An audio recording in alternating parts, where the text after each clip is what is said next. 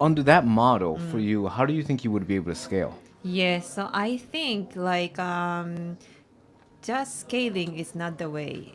Okay. Do you know what I mean? Rather than scaling, I think it is important for me to be fulfilled. Right. Okay. Yeah. Right. I get absolutely That's cool. resonates with me over Yeah, here for so sure. like at some point, like once we get profitable enough to live our life and enough to buy what I would like to have, I think that is great. That's a beautiful sentiment. Because a lot of people get really greedy and they're Yeah. like, well, I have this business that's growing and I gotta get it bigger and bigger and bigger. And then it starts to become unmanageable, or you have to bring in so many other people and the costs and everything piles on itself.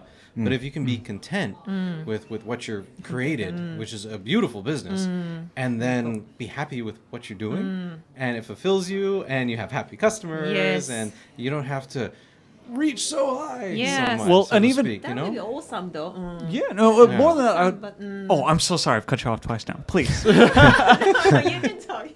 Yeah, I thought like that would be awesome. But like, I tried to do that. I thought about it and I calculated. Sure. But like, I thought maybe this is not my style. I feel more content, like talking to the people directly and then with a small amount of the people, and introducing the countryside of beautiful Japan, and so that's what I'm thinking about next, actually. So. Sure. I see. No, that sounds great. No, yeah, I was just gonna say, and also just like maintaining that good work-life balance, right? Because when you expand, that's more stuff to manage. Got to worry about other bills, probably managing people, and there's a lot more reservations.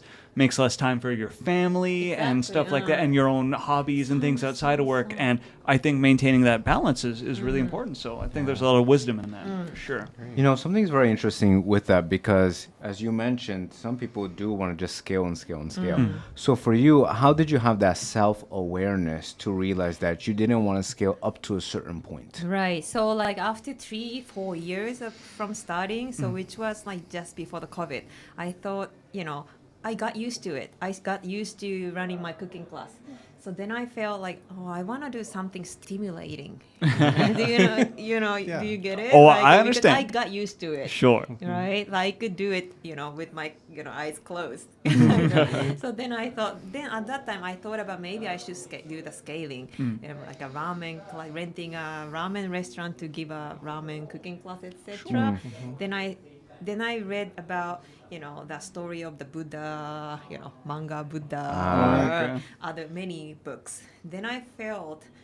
Okay, that and then also my father told me, scaling is not just a way. You have to think about the appropriate size of your business.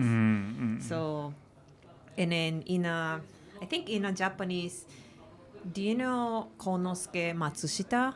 He is considered as a god of the business in Japan. I've never heard of him before in my life, and that's probably a mistake. So please. Yeah, please tell us more Yeah. about Get a this little guy. bit. Yeah, So absolutely. he made he started Panasonic.